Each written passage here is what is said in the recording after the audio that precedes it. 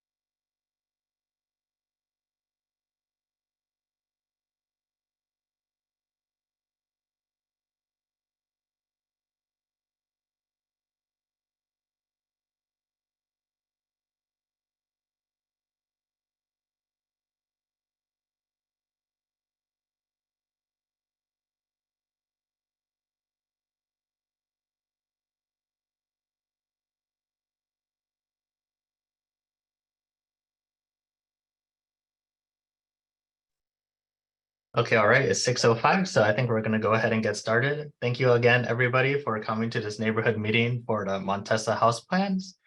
We're going to get started. And so the purpose of today's meeting, we're going to go through a little bit of an agenda here.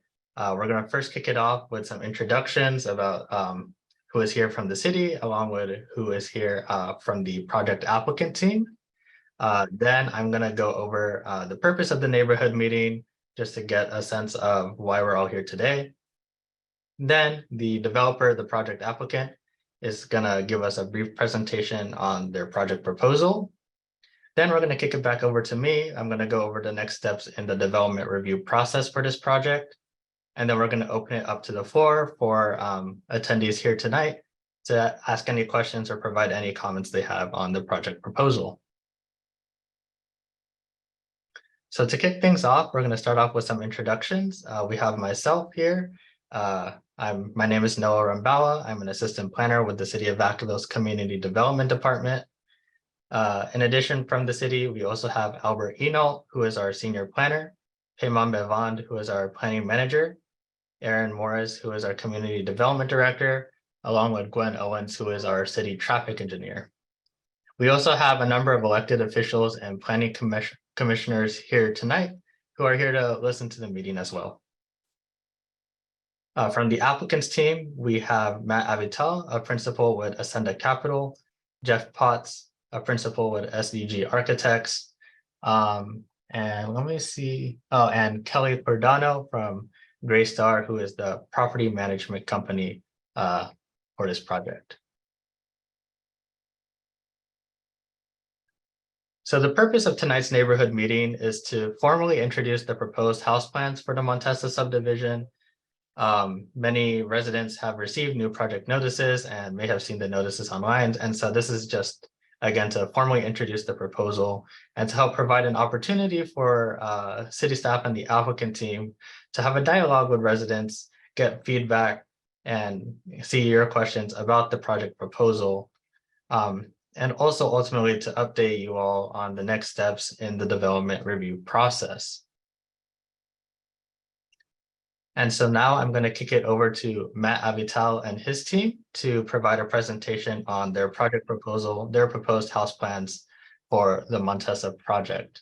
And so Matt, may you take it away?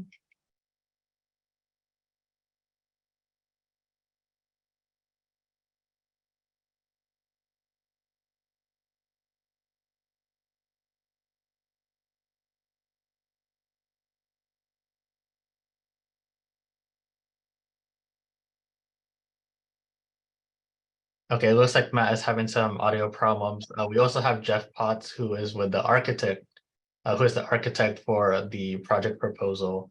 So Jeff, do you have any, would you like to start the presentation? Yeah, I think I can run through Matt's slides as well. There was a few that he wanted to present as the applicant, but I think I can run through them. Do I have the ability to change the slides, or is that up to you, Noah? Yeah, just let me know. Hey guys. Oh, we got Matt now. I know it. Yeah, I'm sorry about that. I just disconnected from audio and just reconnected. No, I'm no happy to worries. start this off. Okay, yeah, just let me know when Great. you'd like me to move to the next slide.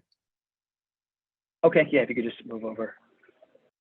First off, I just want to say hello to everybody. My name is Matt Avital. I'm the principal and founder of Ascenda Capital. We are a real estate investment and development company that focuses on building quality homes and quality rental apartments throughout the United States. But we are based here in Southern California in Los Angeles. So I'll start off just a brief overview about the proposed Montessa project. We're proposing to develop a brand new best-in-class single-family rental community in Southwest Vacaville. The project would contain 170 rental homes for rent. They would consist of 1, 2, and 3 bedroom homes. And we're looking to, develop a best-in-class, high-quality property that would, every home would have private entrances. There would be private outdoor space for every single home, outdoor patios, private backyards. As far as finishes, high-end quality finishes, including quartz countertops, stainless steel appliances. We're also proposing to file a conditional use permit to build a clubhouse and recreation center at the property, which would include a resort-style pool, a fitness center, and private leasing offices for the on-site management that will be at the property. I can do the next slide. The property management company is Greystar Property Management. I think I can probably pass this on at this point to Kelly Cordano from Greystar to give just a brief overview of Greystar and their company. Yeah, thanks, Matt. Hey, good evening, everybody. My name is Kelly Cordano, Director of Client Services for Greystar for Northern California. Greystar is a large global organization, one of, if not the largest property management companies in the world. And we really focus our management on Class A luxury and Class B apartment product. And it spans, our reach in Northern California is about 50,000 apartments that we manage across from Sacramento all the way down into the Bay Area. So as it relates to a project like this, we would have Greystar staff members who would be on site and living on site, running the day-to-day operations of this asset, and would be operating them to Greystar's standards that to uphold the reputation that we have within the space.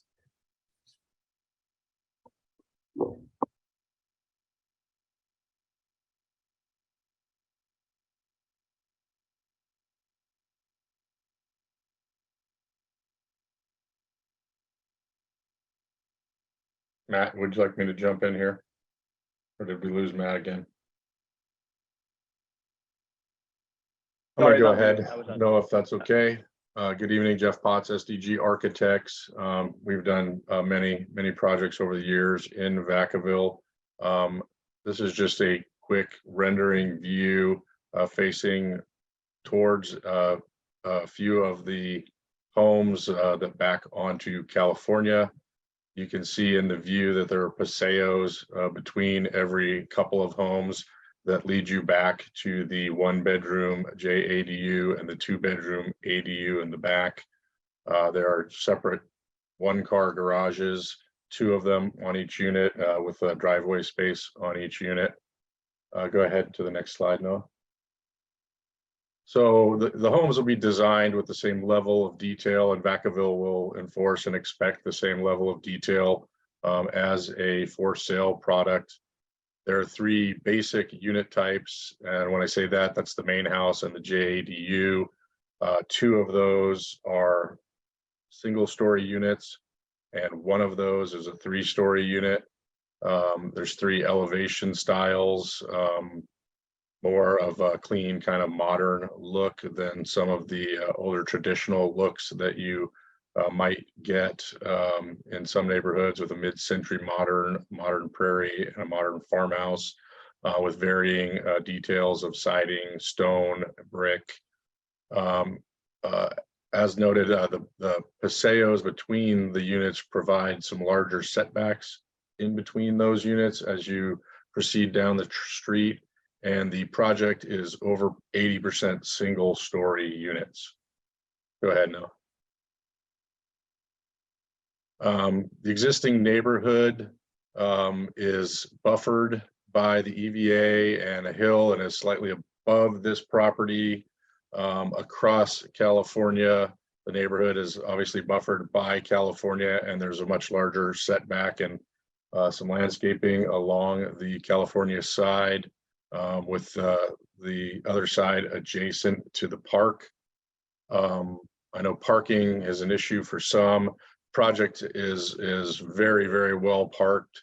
There are 4 on-site parking spaces for each parcel, 2 in the garages and 2 on the driveways. These would be for the main house and the ADU. There are 250 on-street spaces in this subdivision, which is just a very large number. So 482 total spaces. As comparison, the project is designed based on the city's code and the state codes, requires 234 parking spaces. So significantly over parked based on that standard. If it were just an apartment project, just from a parking density standpoint, it would require 340 spaces or so. So again, we're at 480 spaces. So no matter how you look at it, there's about an excess of 140 to 150 to even more excess parking spaces. In addition, because it'll be fenced all the way along California, along the back there, it'd be very difficult for anybody to even try and park in another neighborhood or even at the park, just due to the sheer distance and inconvenience of parking there. And again, when you have an excess of 150 parking spaces or so, there'll be absolutely no reason for that to occur. Next slide.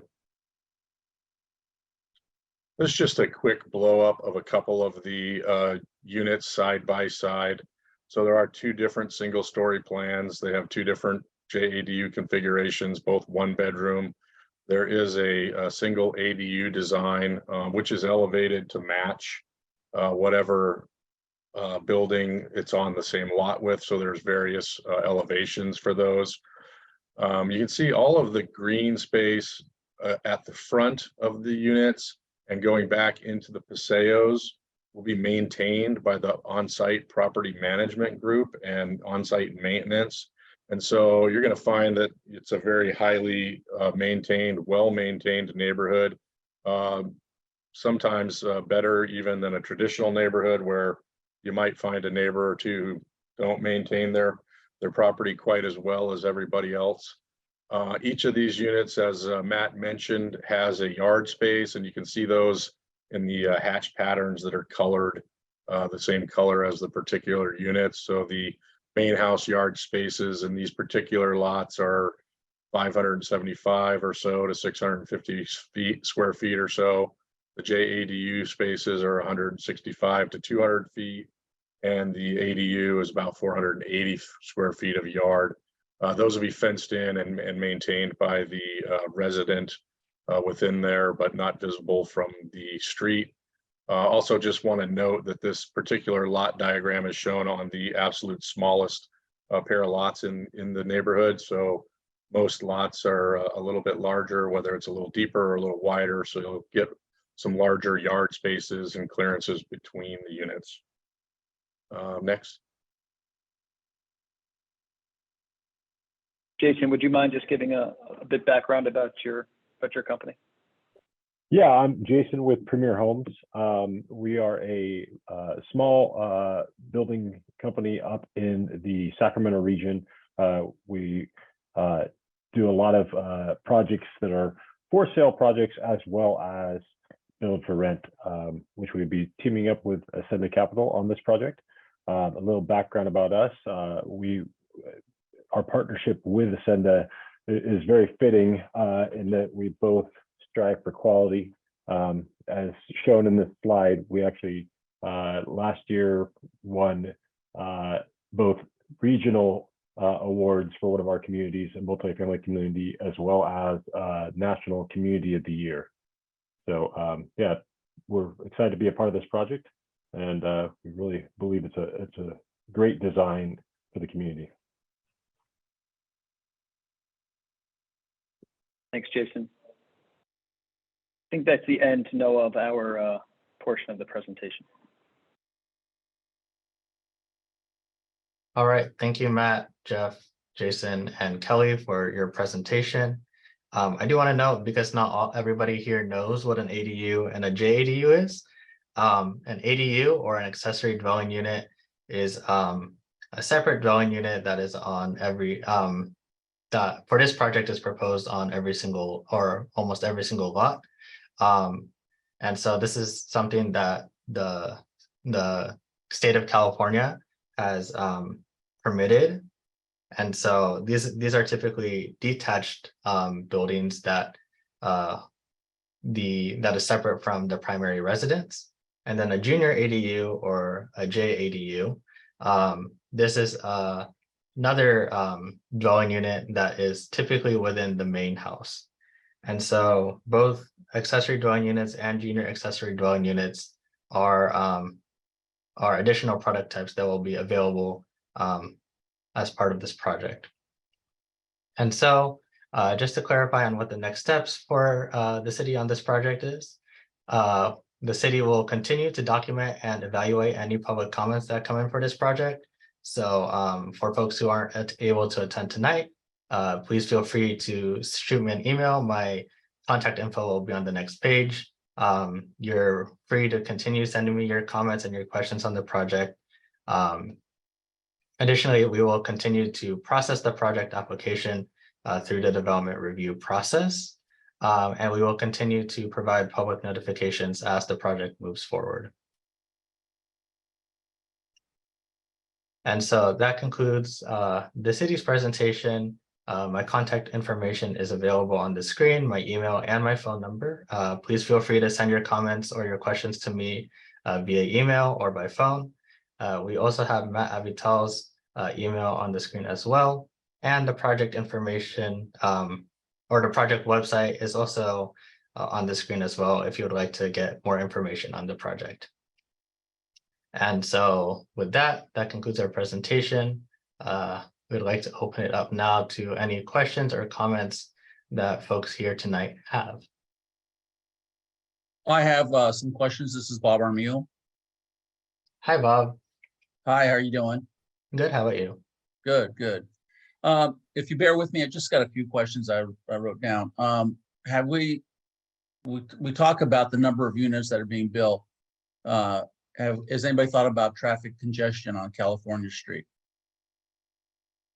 This is Gwen Owens with City of Vacaville. I'm the city traffic engineer. So when this project originally came through and was approved in 2007 and then was had some minor adjustments from 58 single family units to 61 single family units in 2017, a traffic study wasn't done at that point in time because of the fact that it was such a low threshold. With the both the junior ADUs and the ADUs, there's limitations on what the city can actually require the project to do. Currently right now, California operates, level of service A, and even with the additional traffic, it wouldn't bring it to, it's not a CEQA threshold anymore, it's a general plan threshold, and that threshold is a level of service mid-D.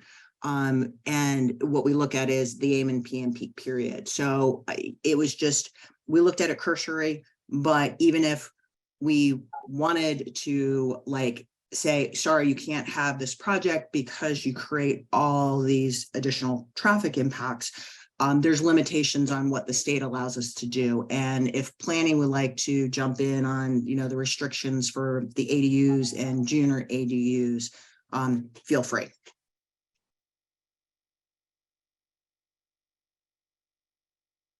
So, okay, another question, so ADU units and JD units, where were they parked? I mean, I didn't see, would they be parking out on the street? Yeah. We can, if you don't, Jeff, if you want to take that, and Noah, if you don't mind, just maybe going back to the slide that shows the traffic flow and the parking spots in the property. Yeah, so based on the city's code and the state law for JADUs and ADUs, the city requires 2 spaces for the main house. There's 1 space in the garage. If you can go to the next slide, actually, no, that'd be great too. 1 space in the garage and 1 space on the driveway for the main house. The requirement for the ADU is also 2 spaces. There's 1 space in a separate garage and 1 space on the driveway for the ADU. The JADU per state law is not required to have a specified parking space. But as I noted, there are 250 on-street parking spaces in this neighborhood, which far exceeds any parking you would need or you would find in a typical neighborhood. That's really based on the design of the neighborhood with the 2 feeder streets at the edges, providing just a great deal of parking for them. So again, I think we're somewhere on the order of 150 to 250 parking spaces over parked on this site based on any city and state requirement, and just based on pure rational use of the spaces, it's more than adequately parked. So 250 street spaces, and we're going to talk rationally that there's going to be 250 cars, adding to 250 cars of congestion on California Street. No, because there's 250, I don't believe that there's any need for 250 street parking spaces, but that's how many there are. Well, this is California, and I think people own more than 1 car, so. Yeah, it comes out to 2.8 cars per unit on the property, and that includes the 1-bedroom unit and the 2-bedroom units and the 3-bedroom units. Okay, and then I'm looking at I guess the west side of the project. Is that the clubhouse and the pool area? We have not submitted the CUP for the clubhouse and pool area, so there's nothing shown on the project for that. I believe you're probably looking at the green square there. That is the C3 water quality basin that is currently there in either project configuration. No, I'm talking literally in the opposite side, facing the west side of the project. Yeah, the only thing on the other side are 4 lots. So those are lots, those aren't the clubhouse or the pool. No, Is no, there, is there any kind of a wall separating this our area from this, from the Montessa project? Chris, do you have an answer to that?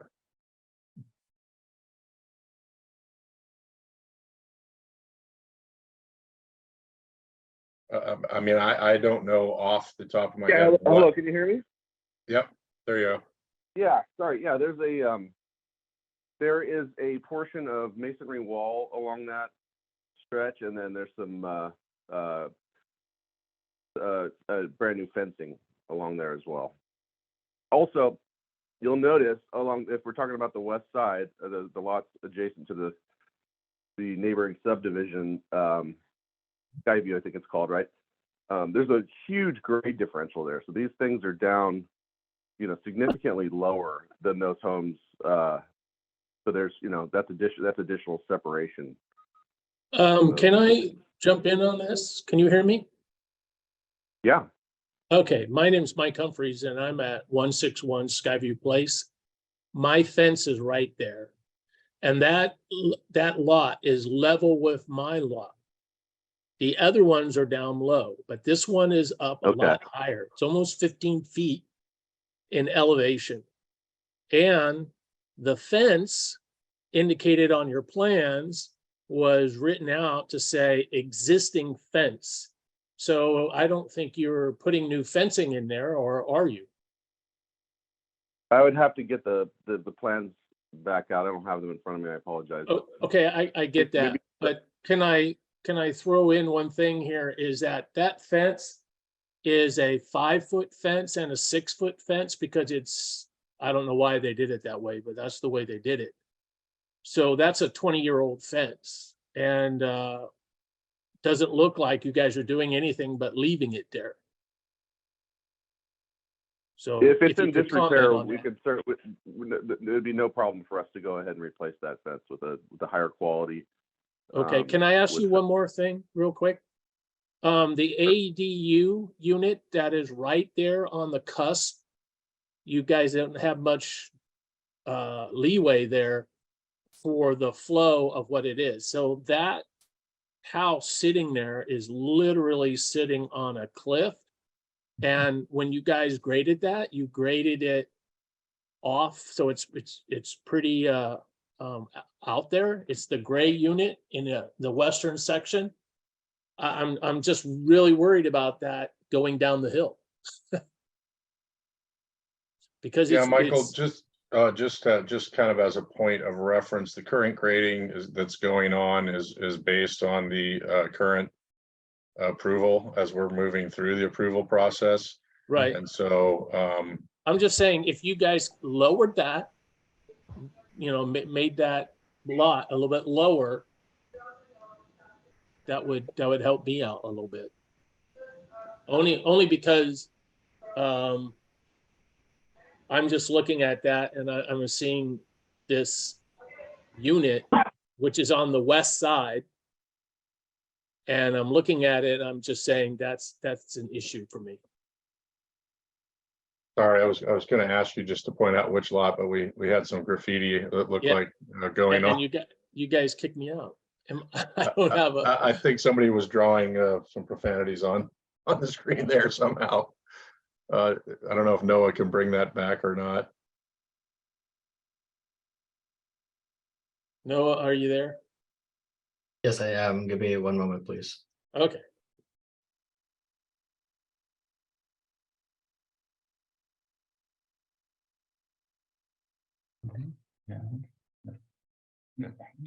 Michael, I just wanted to make sure I was clearly understanding exactly which lot you were speaking of. It's the one closest to California and close Nope. at Skyview, or is it up one the down? hill? It's up Okay. the hill from California. It's on the right. That lot is right behind my fence, and I'm in the 161 Skyview Place. Okay, I mean, when you say that lot, I can't tell which lot you're speaking of, and of course, none of us can see It's the the lots. it's the last lot that's next to the road, that the fire road that goes up. Okay, great. So that particular thing is 2,000, this is 20,000 square feet. And it's level with my backyard. So you're speaking of the orange plan there and the gray ADU? Yeah, the Okay, gray ADU, great. yeah, I think you guys need to rethink that. Otherwise, you might be moving it. We'll take a look at that in regards to the grades. Yeah. Can I throw a couple of things in here? What I heard from you guys sounded good because I was worried about the management of the grounds. So when you say management of the grounds, does that include, because it is a rental, does that include inspection by your guys about them following the rules that are connected with that? Meaning like I'm trying to think what's HOA kind Yeah. of.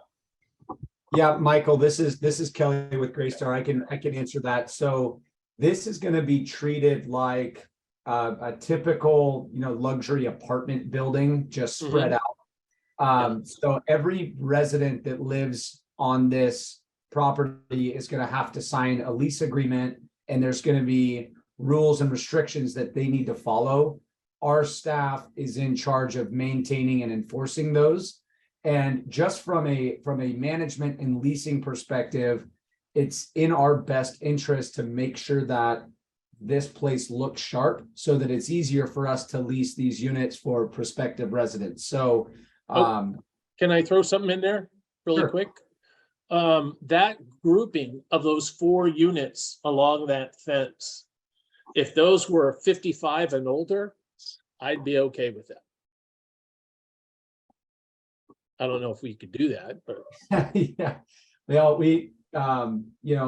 because of state law, we can't, we have to rent to anyone who qualifies for those units, but you can't make we- a section. But where- either way, if there's complaints or if there's any violations to our standard policies, we have methods of enforcing them. Okay.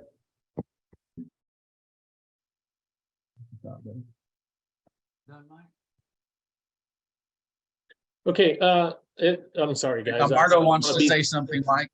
Yes, go ahead.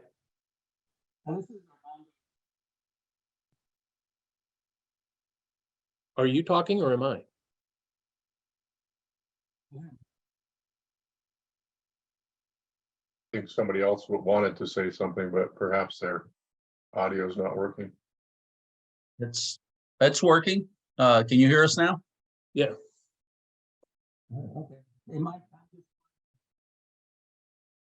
It was working. All right, one of my questions has to do with fire safety. Areas considered a high risk area. So are there going to be? Bob, whoever's speaking into you at your end is not close enough to the mic that we can't hear them. Thinking. Okay, can you hear me now? Yes, sir. Okay, my question has to do with fire safety and egress. So that area that we live in has had previous close encounters with fires in that area. So are they looking at any additional egress outlet? Because the hillsides there haven't changed. You still have high grass, dry grass. So that's one question. Yeah, I mean, the site plan and the access to the site are fairly set based on the existing map and the existing grading and street work that's going on there. All of the units themselves, of course, will be sprinklered and meet all of the egress and building code and fire codes. Yeah, that leaves a lot to be said about the last incident we had where it took, if not hours to evacuate that area. So we're just adding 170 units and a lot of people to the possibility. But The other question I have has to do with what Mike was mentioning there, Mr. Humphreys. The fence line along the back of my home. When they cut into that hill there, that slope, literally they took 20 feet of soil out. So my question is the stability of those 4 large red oak trees. I want to make sure that they don't fall either to either side on my side or to your side. So I don't know if the arborist or whomever does the analysis of that is really checked. So just kind of a heads up. Feedback? Yeah, hey, Bob, this is Albert Enault, Senior Planner over here at Community Development. Can you confirm if those trees are on your property or on the project site? They're on the project side, but it's literally 6 inches from my back fence. Okay. Yeah. I think what we can do is Chris Cameron's out with Discovery Builders. They're performing all the on-site improvements at that location. And I think it might warrant just another site visit to that location to check on those trees. Yeah, I would appreciate that. Okay, yeah, and you know, we'll follow back up with all the public comments that are here. You know, any future correspondence will include kind of a Q&A response. And we'll make sure to include the condition of those existing trees and how they're going to be preserved. That's all I have. Okay, again, this is Bob Armio, just one comment, going back to congestion and what Armando had shared. You know, not just congestion for street traffic on California Street, but congestion with the fire hazard that we always have to deal with every year. I think I would ask that you rethink the number of units in this project.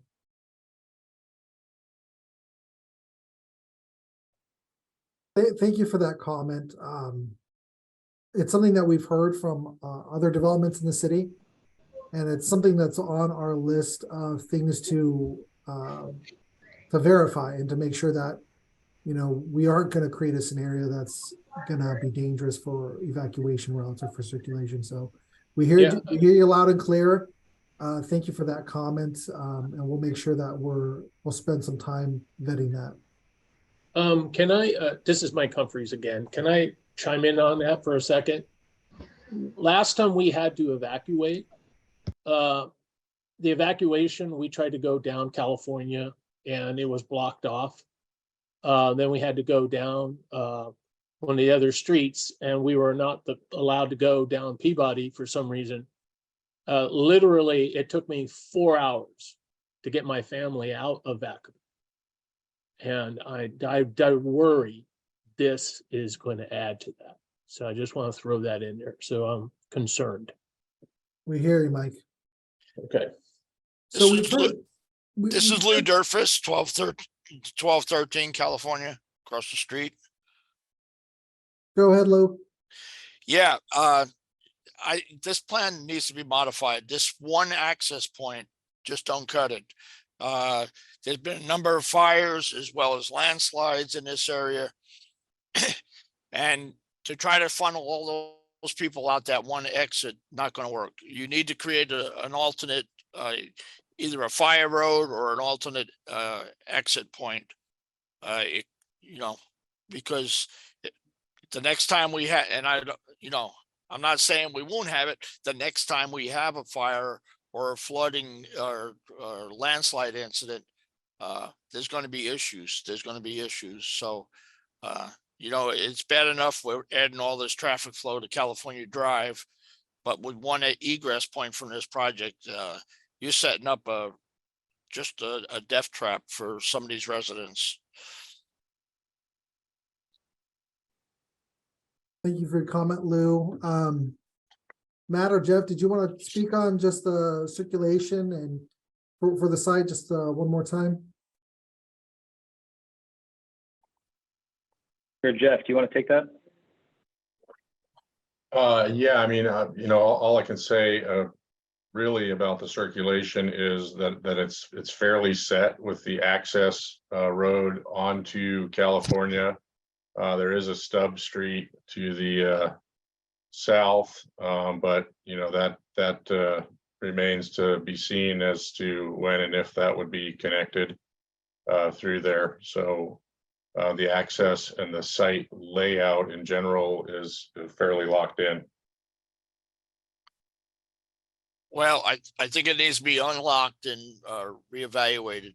I think you're going to create a dangerous situation. I agree. Also, unfortunately, I had some audio issues in the beginning, so I missed most of the presentation. Can that be sent to me, or are you going to replay this at some time? Yeah, the meeting is being recorded, so I can send over the recording to you. I'll also put my email on the screen so you can write it down just in case. Okay. Again, another comment, I just to reiterate, I just have a concern with the congestion and the safety issues around this project.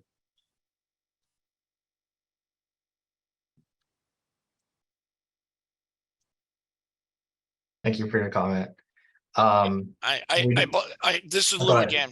Yeah, go ahead. In looking at the site plan, if you eliminate the one project all the way on the corner abutting the other housing area, you could put another access road in there, and that would give them a straight shot out along with the other one. I mean, you can leave the one that's there, but just to add another straight shot on this, you would probably have to remove this one property or this one lot, and you could create another egress point there, and that might resolve the problem with minimum disruption to your plan. Lou, can you describe again which area you're talking about?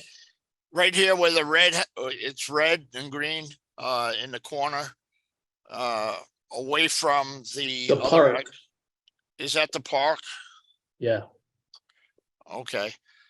So somehow or other, if you create an access road there, that would probably help the situation. Maybe it means moving the park over one lot, eliminating the blue lot next to it and moving the park over and then creating an access road. Lou, are you talking about the west side of the property or the southeast? Southeast in the corner. The corner closest to the existing property, closest to Errol Cooper. Oh, Yeah, first of all, there's a grade difference there, and I feel fairly certain in saying that the neighbors in the adjacent property do not want a connection road heading into their property. Well, there's an existing fire road there now, or there was, if you didn't take it out. No, there's a fire road there, but there's no traffic access through that fire road. It's an EVA. Well, even if there was access created to it with the bullets in place, that could be removed in case of, so it wouldn't be a normal entrance or exit point, but it could be an emergency access point or exit point. It also creates if there is a fire, then you got everybody evacuating out the one access road. It gives a place for the fire personnel, fire trucks to possibly enter to get onto the property, like instead of fighting everybody trying to come off the properties. Sure. Hey Lou, this is Payman Bavan of the city's planning manager. Yes. I think some of the comments you made, we've also heard from other folks, so we will definitely make sure to since we're still evaluating this project, we'll make sure to again sit down with our fire staff to let them know what the comments were related to what they would be looking at, but specifically in terms of what you're mentioning, we'll definitely sit down with them and see if there's any modifications that need to be made to the plan. But like Albert said, we definitely heard your comments, so we'll sit down with our fire staff. Yeah, I think in the plan itself, the allowed density here is too high. It's really, that's a lot of people and a lot of traffic trying to exit on a basically a single lane street, California Drive. So along with all the rest of the traffic that's going to be coming off of California Drive, plus the other housing project, Okay. it's just going to be a nightmare. Yeah, yeah. No, I understand where you're coming from. We'll definitely, like I said, discuss it with our Hello. fire staff. Can anybody hear me? Yes, Hello. This is Joe Gasper. I'm at 124 Skyview Place. I kind of agree a lot with that last caller, but let me ask you this question. This really pretty much looks like it's a done deal. Am I correct? No, it's sort of what we're doing right now is evaluating the project. So the project hasn't been approved yet. This is Right. whether we have a Who is neighbor. going to approve? Let me Who actually is going to approve the project? So the project is subject to development to the community development director's discretion, but also in cases like this where we feel that there are sort of either larger policy issues or where we feel it would serve the public interest, it could be referred to the planning commission for their discretion. But again, we're not there yet. This is the beginning of gathering all the comments and all the feedback. So Okay. like Noah mentioned at the beginning of the meeting, the purpose of tonight's meeting is to hear from all of you. Okay. Okay, so well, I'm glad to hear that. I'm glad to hear that because it's looking like this is really kind of just being shoved down our throats, this whole project. I mean, for years, you know, like the comments I made initially, this was approved as 59 single family units. And then all of a sudden at the last minute, we get this notice like, oh, wait a minute, it's not going to be 59 owner occupied single family units. It's going to be 177 tenant occupied rental units. And that's a huge change from what was originally approved. It's like, they make it sound like, well, this is no big deal. These are just like, we got plenty of parking places. I'm telling you right now, you don't have enough parking places. These homes are so tiny that bedroom sizes are 10 by 10. There's no closet space. There's no storage space. Every one of those garages is going to be used for storage. I can guarantee that. And It's like, you think you have extra parking places? It's like my next door neighbor has 9 vehicles parked in front of their house. They have a 3-car garage. They've never parked a vehicle in the garage. There are 4 cars parked on in the driveway, 2 on the front lawn, and 3 on the street. And you're going to have a repetition of this, which is going to add RVs, motorhomes, boats, trailers, more cars. It's going to be a mess. I don't like whoever said, oh, these are way more than we have to build. Okay, that's fine. But come back a year after this is built, and I can guarantee there's going to be so many vehicles parked there that it's not going to be funny. So, I mean, whatever you want to try to say, like, oh, yeah, you planned for this. No, you haven't. And let me ask you another question. The people that are in charge of designing this, how many of these have you built next door to where you live? I can touch base. I can respond to the parking question and to the parking comments. Because this is a managed property and is built for rent, the garages will be used for parking vehicles because that oversight is managed on a day-to-day basis. And there will not be any additional boat, RV, or any other extraneous parking allowed. Again, there's property management on site that is reviewing the situation, you know, constantly and making sure the tenants are parking in the spaces that are allotted for them to park in.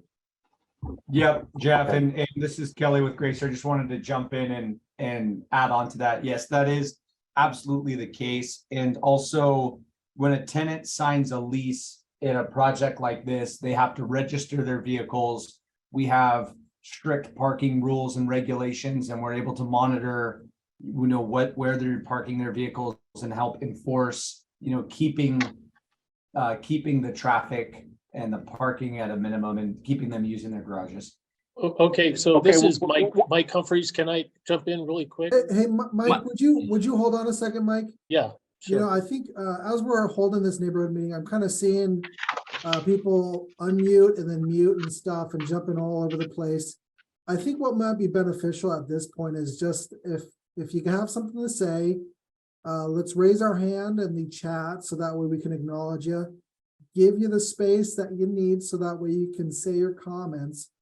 We've heard a lot from Mike, from Bob, and from Lou. We just want to make sure that as we're approaching our 7:30 mark, we're giving the opportunity for other people who haven't spoke a chance to say what they have. So, Mike, if we're not done with this other gentleman who was speaking just before you, I'd ask that you just kind of hold off for just a second and let this other gentleman finish with his comments, please.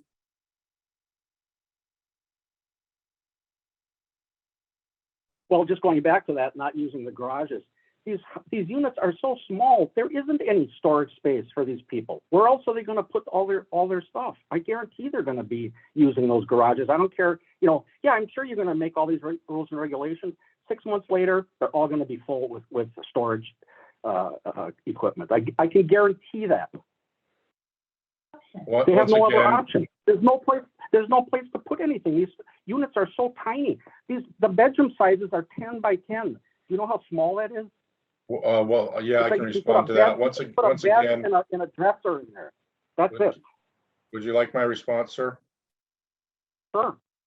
Yeah, once again, all I can tell you about the parking is this is not your ordinary neighborhood where the neighbors decide individually how they want to park their vehicles, where they want to park their vehicles, and what they can put in their garage and not put in their garage. These are managed units, and folks who put stuff in their garage and park their vehicle elsewhere won't be living in them for very long because they'll be breaking their lease. I can also tell you that I've designed tens of thousands of single family homes, ranging from very small square footages to 5,000 feet, and a 10 by 10 bedroom is a standard bedroom size in homes much larger than this. So they're not inordinately small. That is a standard bedroom size for a single family home. Okay, I ask everyone listening, go home, measure 10 by 10 and see how tiny that is. And that's all I have to say. Yeah, this is Paymon again. I'll just say caller that ends in number 483. Like I said, we definitely want to hear from everybody, and this is helpful information for us as we continue our evaluation. But I think we've heard you pretty loud and clear where your concerns are. So rest assured that we have heard you, we are listening, and we'll certainly include that in our continued evaluation of the project. Thank you. Mr. MB Adams, we see that your hand is raised. Go ahead. Took me a while to figure out how to raise my hand. So anyway, guys, who's the managing company? What's their reputation? And who, I hear that there's going to be enforcement. Is it going to be city enforcement? Is it going to be managing enforcement? And like, what are the penalties? People don't care. Let's just be real. Go ahead, give me a citation. I don't care. Those are my concerns. And this is an awful lot of units, as everybody else has said. And again, as everybody else has said, these were supposed to be single family home kind of things where they were owner owned, not rental.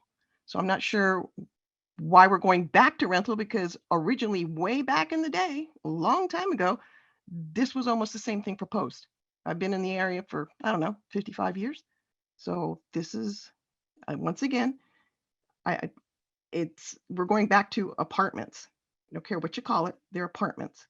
This isn't good. I live up on Creekside Court, by the way. Thank you for your comments. I think that probably the best person for this question would be Kelly. Yep.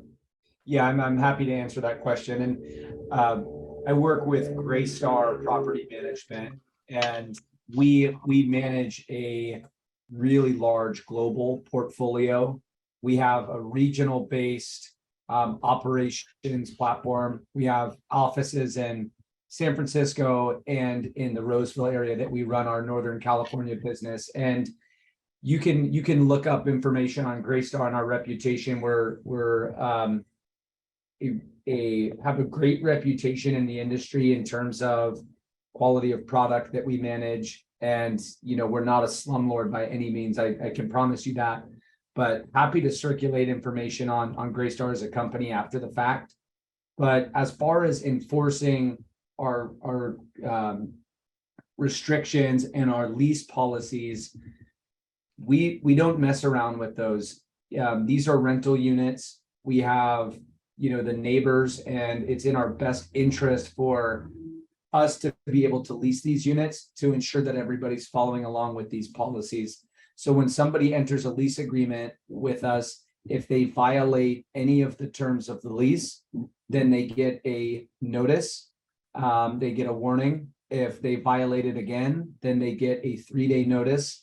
And if they do not respond or do not stop violating, then we will evict the tenants. And we're not a shop that likes to, let people sit in units for long times if they're violating leases or lease agreements. So I appreciate that. It's good to hear in some ways. In another way, it's still concerning because I used to manage Section 8 housing for a city, and it takes about 90 days for an eviction. So just Yes. bring it out there to the public. Yes, they can manage.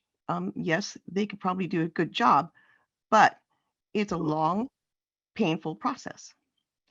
And again, I'm just going to say I'm not happy because once again, we're going to end up with apartments.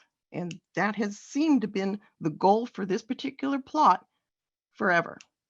And so I was okay when it was, 49, 47 units owner, for the owners. And now how many tenants? 177 tenants? That's pretty dense.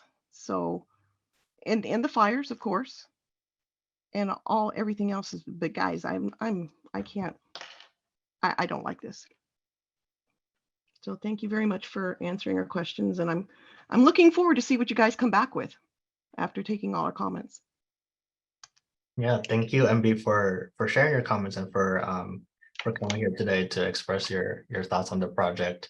I do want to remind everybody, if you do want to ask questions or provide feedback on the project, please use the raise your hand feature.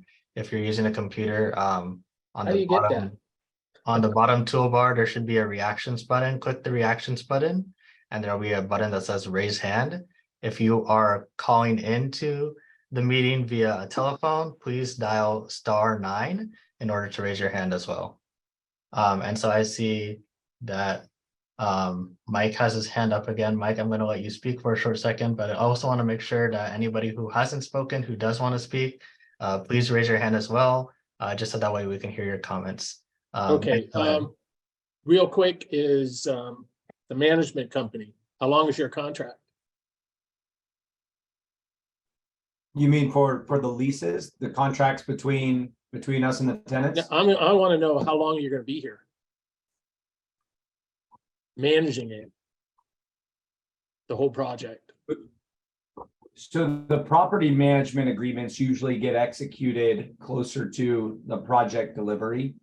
So we haven't signed that agreement quite yet. Okay, but typically, do you guys manage more than a year, 5 years, 10 years?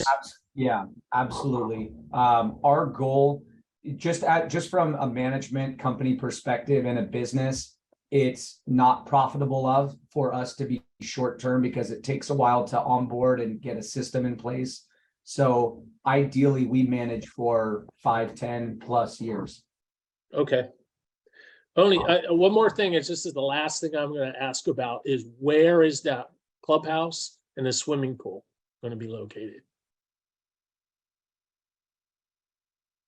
We haven't identified, this is Matt Avital speaking, a lot just yet, but we are contemplating the lot on the southeast corner of the site. I believe it's lot 59.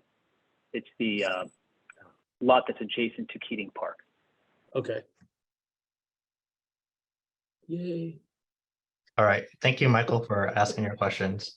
Is there anybody else here today that would like to provide feedback or ask questions about the project? Lou, I see your hand is raised. I'm going to let you speak again. I encourage everybody who hasn't spoken yet to please raise your hand using the reactions button at the bottom of your screen and pressing raise hand, or by dialing *9 on your phone. Lou, I'm going to go ahead and let you speak. Yeah, just kind of continue on with a former speaker. Originally, these were supposed to be owned homes, not rentals. And I don't want to stereotype, but typically rentals attract lower class clientele, a lot of Section 8 and problems, and sometimes gang members and blah, blah, blah. And how is the management company going to screen this? Because as the one comment, evicted them 90 days. Well, 90 days can turn it, I'm a landlord back in New York, and 90 days can turn to 6 months or longer if you're dealing with maybe a pregnant minority. It's almost like impossible to get them evicted. Trust me, I've been down this road already. And it took some time, and it basically back in New York, I went back there and basically I cut the water and the gas supply off at the house to get them out. So Matt, how's this? Kelly, do you have anything you want to say? Yeah, so before we start leasing, we will set a pretty strict set of qualifications. We have to rent to anyone who meets those qualifications, because we're not going to discriminate in any way, but typically we have to prove out that they are making, it usually ranges between 2.5 times the monthly rent to 3 times the monthly rent. We also do some form of background check and credit check to approve before we let anybody in. As a management company of our size and being a risk adverse shop, we thoroughly vet out any tenants that we put into our units. We also have in-house counsel and additional counsel on retainer that we use in the event that we need to process an eviction. We can usually get through it or expedite it. There are certain time limits that we're restrained to in the state of California, but having that counsel on retainer to assist us with, getting the notices out quickly, following the procedures, we're usually able to process those evictions quickly, and just understanding how to navigate through that process with the state laws. Yeah, I understand you're restricted by laws. My concern is when you go from an ownership to a rental type unit, it sometimes has a tendency, and I'll just use the word, to create a ghetto. Maybe not immediately, but down long term, 5-10 years out, and maybe the standards loosen up a little bit, and you've created a problem area. I understand you can't restrict, and Section 8 housing has to be approved to a certain extent, but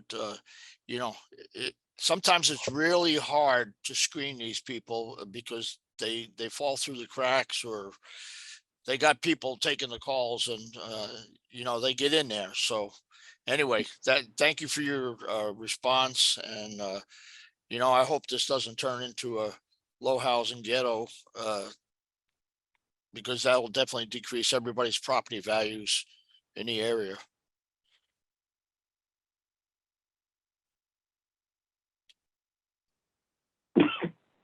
All right, Lou, thank you for your comment.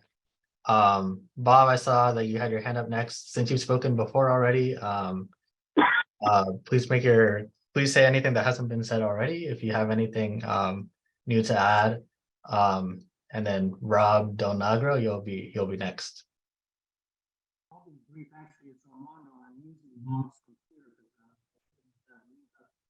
Bob, we're having trouble hearing you. I have 2 comments.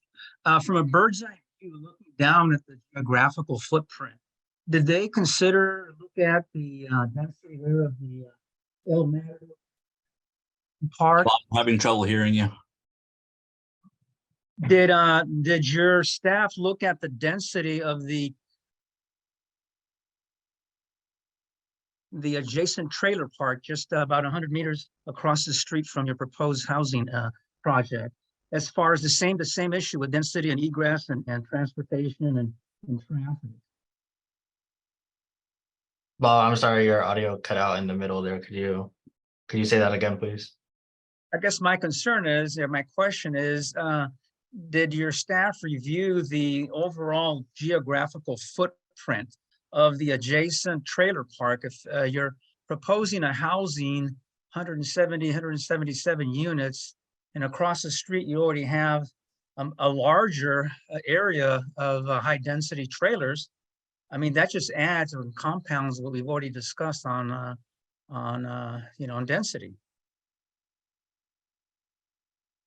Yeah, so staff is aware that there is a manufactured home park across the street from the project site. How staff reviews the project is to ensure that the project density complies with our zoning code and with state law. And so we will defer to whatever state law says for the project site. Right, it just adds a lot. And lastly, just an observation too, the location there with the prison, the California Department of Corrections, there's a firing range near there that they use frequently. It doesn't bother me. I'm an old Army guy, but I would probably assume that many people in this new unit design might not like waking up at 6, 7 in the morning to firing range gunshots. I don't know if they took that into consideration in their environmental review. That's all I have. All right, thank you, Bob. Rob Donagro, your hand is up. You're next. I do want to remind everybody, since it's now 7:07, if you haven't spoken yet and want to provide feedback on the project or want to ask a question about the project, please use the raise your hand feature at the bottom of your screen under reactions, or dial *9 if you are on a telephone. Also, if you are unable to provide your comments tonight, that doesn't mean you don't have an opportunity to speak on the project or to provide feedback. You are always welcome to give me a call or to send me an email. My contact info is on the screen. All right, Rob, go ahead. Thank you. My name is Rob Del Negro. I'm at 160 Skyview. I really just kind of want to reiterate all the comments that people have been making. I do believe this property development is too dense for the area. I don't think there's been a lot of consideration put into the fact that it's being put into a high threat fire zone. It doesn't sound like there's been a lot of thought put into evacuations routes and the impact it's going to have on the existing neighborhoods. And considering the density it's essentially tripling. I do know that they said in the report that the CEQA, it meets the requirements for CEQA, but this is a significant change. I mean, I would like that revisited to see if this does need reconsideration and put out for public comment, if indeed it does meet the EIR requirements.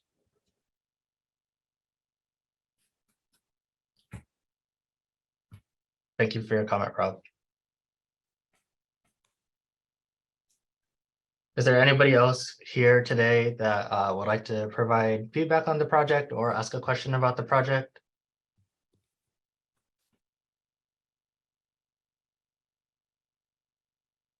I don't see any hands raised at the moment. Just again, if you're unsure, at the bottom of your screen, if you're on a computer, there should be a reactions button. You're going to click that reactions button and click raise hand.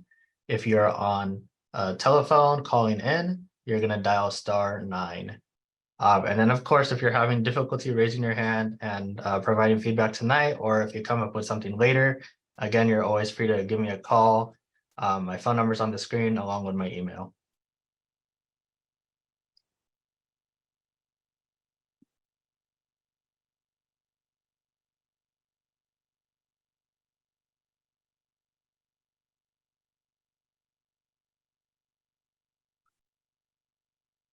All right, Lou, I see that you have your hand up again. I'm gonna let you speak one last time before we close out the meeting. Okay, my question is, if we have a major incident that causes death and destruction, who's on the hook for as far as liability? Is it going to be the city of Vacaville because they approved the project, or is it going to be the project manager or the owners? I mean, when something happens, we're in California, the Sioux state. The lawyers are going to get involved and they're going to be looking to sue somebody. And if they sue the city of California, that affects all of us as far as our property taxes and everything else, because somebody's got to pay for that liability claim. Lou, this is Payman again. I think, as I mentioned, I think we want to take all the feedback, but I don't know that that's something that is a related project question, but I understand where you're coming from, and we'll certainly note that in our comments for the meeting. So thank you.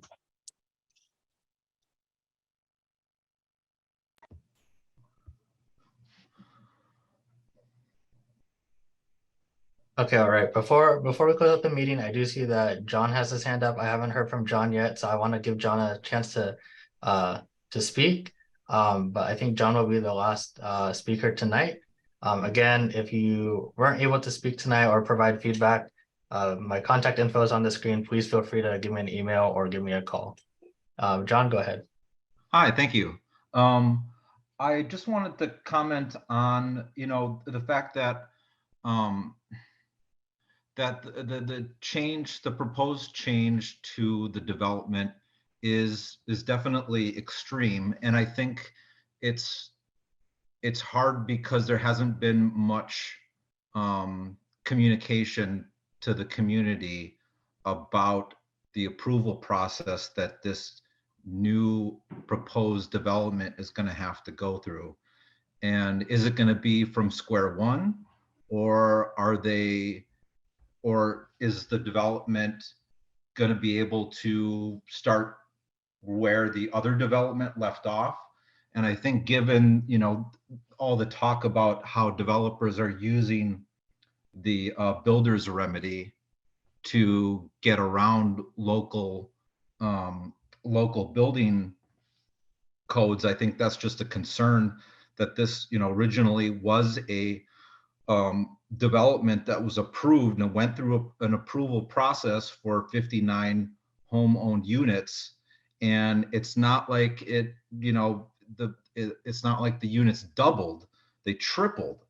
And so, and I think for me, it's that there's been no communication about whether or not the approval process is going to go back to square one because of how dramatic the change to the new development is. And I think moving forward, it would be good to know what exactly the approval process for this new development is going to look like. And that's all I have to say. Thank you.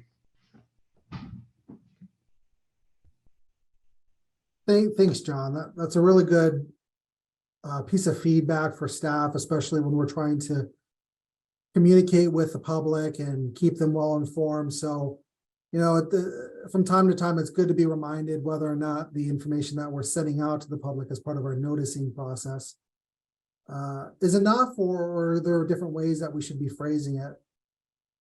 So we'll just, for the sake of John, at least, and for the recording that we plan to upload online later, I think we'll just take a brief minute right now just to explain, this whole Montessa thing. Yes, the overall entitlement for development for single family homes it started off in 2007. And, typically what happens for projects is they might go through different iterations. And so in 2007, there was a proposal, but then that was later, renewed with another approval in 2016. But it went through a modification, which changed it from, I think it was 58 units to 61. And then as part of the overall design for the infrastructure improvements in the subdivision, they realized that they had to remove 2 of the lots to provide that detention basin.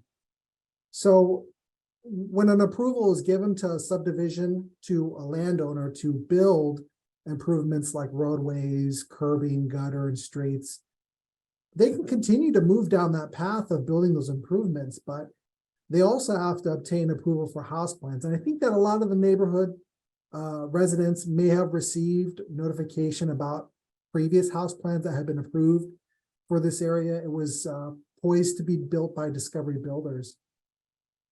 And that particular house plan design was approved. But, from time to time, again, changes happen, or they might be different buyers like Ascenda Capital, who's looking at coming in and building some different houses. And so if it feels like this is all last minute, I want everybody to know that this is kind of the beginning of the process when we're sending out notification to residents and holding a neighborhood meeting. That, as Payman mentioned, it's not a done deal. This is part of the process, is that there's 3 prongs that we have to know before any kind of decision can be made on projects. One of them is whether or not they comply with local ordinances and policies. Another is, how is it going to affect the environment? But, the last piece, which is also incredibly important, is public feedback. And those 3 things are incredibly important. So we're early in the process. I'm sorry that it feels really late. I'm sorry that it feels like the public is feeling ambushed with this information. It wasn't our intent to do that. We're here to be informative. We're here to provide, as public servants, the information about these projects. So certainly make sure to write down or screenshot the contact information on the screen, because we will throw the towel over our arm to be servants for you and provide you information and write down your comments. I think that's the message that we're just trying to convey. And I think too, it kind of coincides with stories coming out left and right now about developers all over California using the builder's remedy to do exactly this, to make changes to developments at the last second to supersede any local oversight of the development. John, this is Payman.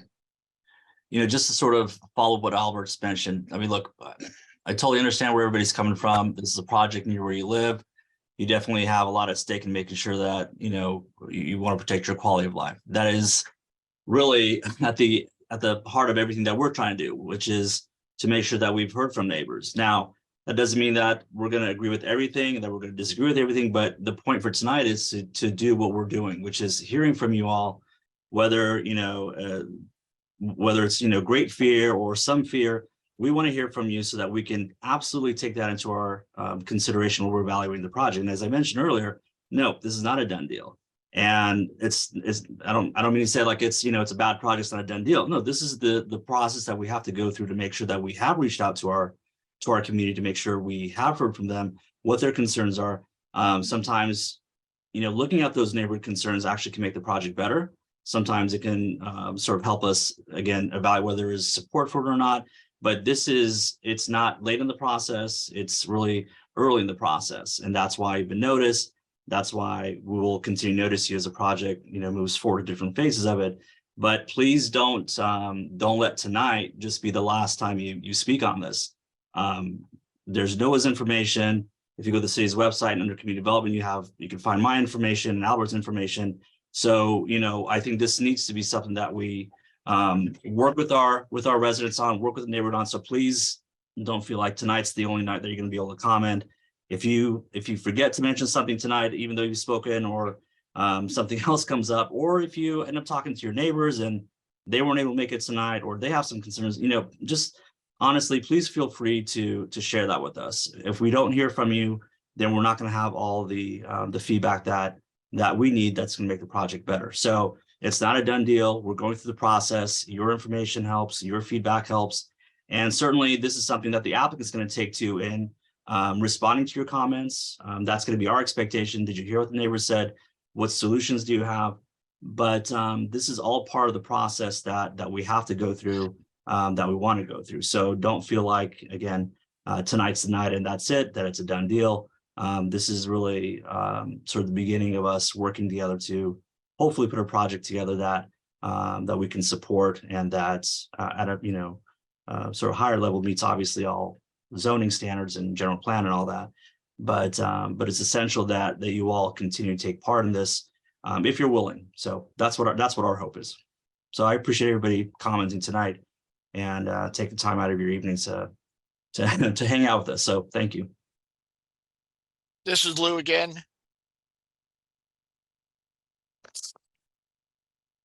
Lou, did you have new information to discuss? Yeah, this is a typical move that I've seen lately by developers. It's a bait and switch. They come in with a project that's nice and all that, and then next thing you know, they change it, and usually the change is increasing the density. This is a major change in density. I am against this project in its current form. Also, I am the owner, but I was never notified by mail, email, or anything. My son got a notice, and who's living in the house. So you may need to look at your notification process and make sure that you're including the owners. If you're not receiving a notice and you want to receive a notice, please Yes. feel free to email me or to give me a call. And I can definitely add you to the mailing list. Thank you. So yeah, please go ahead and do that. Thank you. And just to add on to what Albert and Payman said, we are still currently evaluating and reviewing the project. There's still a development review process that has to go forward. And so, yeah, we do want to continue collecting your comments and your feedback on the project. So as I've said multiple times tonight, please feel free to send me any comments or questions or feedback that you have on the project. And we will definitely take it into account. But again, thank you all for coming tonight and for attending this neighborhood meeting. I hope it was helpful for all of you. It was definitely helpful for all of us here at the city to gather your feedback and hear what you all have to say. And so I thank you again all for coming tonight. And I hope you all have a good night, great rest of your week.